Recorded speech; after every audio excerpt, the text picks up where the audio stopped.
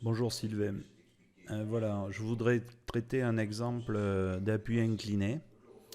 On ne l'a pas encore fait en cours, donc je profite de ce petit exercice pour, euh, pour te montrer. Donc soit une poutre AB qui est articulée au point A et un appui simple donc incliné au point B. D'où provient cet appui simple? Eh bien, si on imagine une structure comme un balcon ou un avant-toit avec une poutre AB donc, qui est en déport et dessous donc on met un buton BC qui est incliné avec un angle alpha par rapport au mur sur lequel les deux éléments sont fixés. Alors au point B on aurait très bien pu mettre une articulation, mais quelquefois on peut le schématiser sous la forme d'un appui simple incliné comme tu le vois avec le même angle alpha que le buton qui est ici. Alors comment traiter ce problème et comment le résoudre? Si on trace le schéma équivalent, donc l'articulation au point A se transforme en action mécanique avec deux inconnus AX et AY. Le taux de charge de 400 décanewtons sur 2,80 m se transforme en une résultante au milieu de 1120. Et donc l'appui simple bloque qu'une translation, hein, tu le sais. Et là, la force est donc inclinée avec le même angle alpha dans la direction qu'indique le triangle de l'appui simple. Alors donc au départ, le problème est isostatique, on a bien trois inconnus, hein, AX, AY et B, hein, je l'appelle B. Mais en réalité, comme nous on veut travailler dans un repère orthonormé, hein, suivant X horizontal et Y vertical, eh bien on est obligé de transformer la résultante B en deux composantes, BX et BY, qui sont dans notre repère. Alors du coup, on a quatre inconnus. Si on applique quand même le PFS, hein, et si on calcule les moments par rapport au point A, puisque c'est là où il y avait au départ le plus d'inconnus, eh bien on s'aperçoit donc qu'on peut calculer facilement BY égale 560 décanewtons.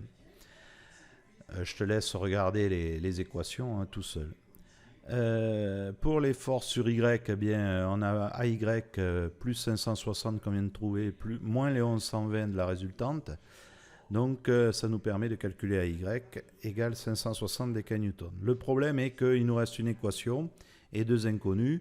Les forces sur X, AX plus BX est donc égal à, on les voit ici, hein, et AX plus BX est donc égal à 0. Alors pour résoudre ça, eh bien, il faut se rappeler que le buton BC est forcément, il est biarticulé, donc il est soit tendu soit comprimé, et donc l'action est forcément dans la direction du buton. Donc, il suffit de calculer l'angle alpha en posant que tangente alpha c'est égal au côté opposé de 2,80 m sur le côté adjacent de 2 mètres. Et c'est égal aussi, si tu regardes, hein, à la force Bx horizontale, hein, imagine que Bx soit à la place de AB, là, et By qui est verticale à la place de AC. Donc côté opposé c'est Bx, côté adjacent c'est By. Donc du coup, eh bien, on a que la tangente est égale à Bx sur By. Alors soit tu calcules l'angle alpha avec ta calculatrice et ensuite tu en déduis Bx puisque tu connais By, soit tu fais comme j'ai fait là, 2,8 sur 2 égale Bx sur By. Donc en faisant le produit en croix, hein, 2,8 fois By est égal à 2Bx. Donc Bx est égal à 2,8 By sur 2. Ce qui nous fait donc 784 décanewtons. Et voilà, donc en quelque sorte, tangente alpha, là, c'est la quatrième équation qui nous manquait. Une fois qu'on a Bx, évidemment, comme on sait que Ax plus Bx égale 0, eh bien, on trouve Ax égale moins 784 décanewtons. On peut le résoudre également avec la méthode des nœuds. Hein. Si tu isoles le nœud B, eh bien, tu as effectivement une force de 560 décanewtons qui correspondent à By qu'on avait calculé auparavant. On a la force Bx qu'on ne connaît pas. Et évidemment, on a l'action due à la barre tendue du buton, hein, le buton CB. Et donc, on fait du nœud vers la barre, puisqu'il est tendu, hein, et il est incliné avec alpha. Si on écrit l'équation sur Y de notre nœud, eh bien, on a 560 moins NBC cosinus alpha, moins parce que B est vers le bas, hein, et cos alpha parce que sur Y, c'est le côté adjacent à alpha, donc c'est le cosinus. Et moins parce que c'est vers le bas. On en déduit NBC qui est égal à 964 décanewtons. Et enfin, ensuite, on écrit l'équation sur x. Bx égale moins 963 sinus alpha. Alors évidemment, pareil, hein, la force est vers la gauche, donc elle est négative. Et on en déduit que Bx égale 784 décanewtons. Bon, alors en réalité, là, c'est bon, hein, mais le nœud est bon, mais